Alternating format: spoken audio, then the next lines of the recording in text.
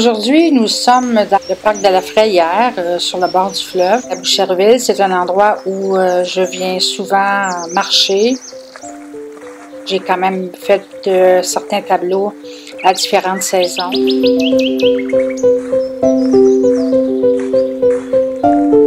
Le peintre doit observer l'atmosphère.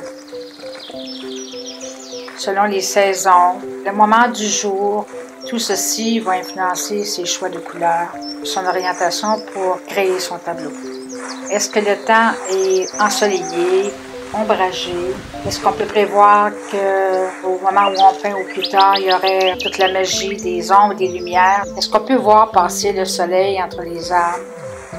Est-ce qu'il y a du vent cette journée-là? Est-ce qu'il y a un bruissement de feuilles? De sorte qu'on puisse tenir compte du mouvement qu'il va falloir ajouter ou travailler avec la gestuelle dans la création de l'œuvre.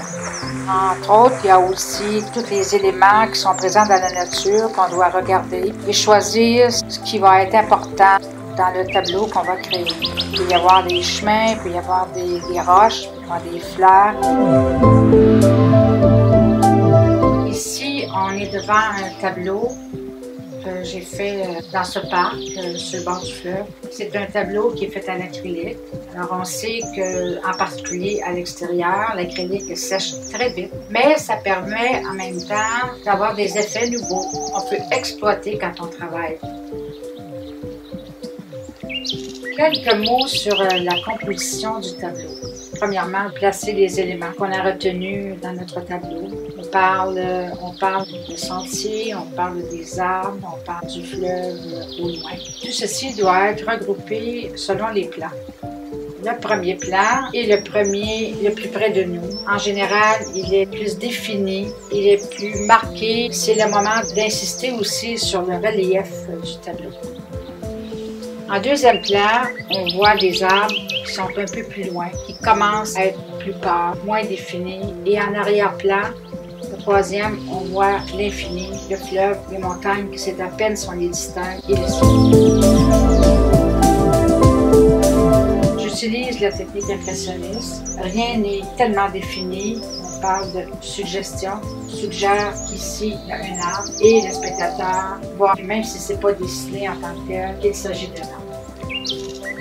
J'ai voulu que ce tableau soit très vivant, qu'il représente vraiment la nature qui est en plein mouvement. La façon d'en arriver là est d'insister très fort sur la gestuelle, sur la fluidité du geste spontané qui fait justement ressortir le mouvement.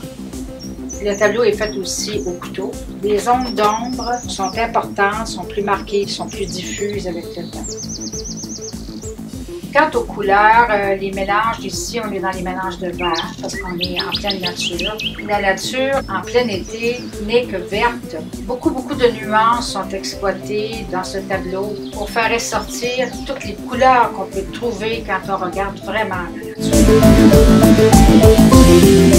Nous avons réfléchi aujourd'hui ensemble sur toutes les étapes que le peintre parcourt du début jusqu'à la réalisation de son œuvre, la période d'observation dans la nature et ensuite toutes les démarches que le peintre doit respecter au niveau de l'œuvre pour en arriver à la fin.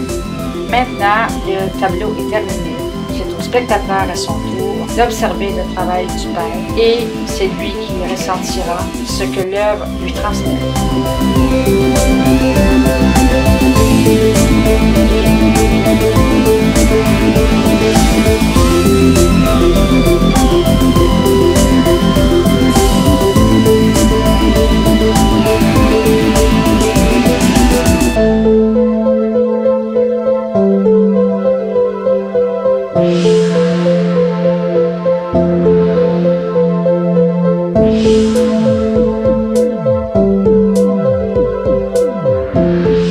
Pour cette grande sérénité qui nous habite, quand le cœur accompagne la main jusqu'à la toile, je remercie la vie.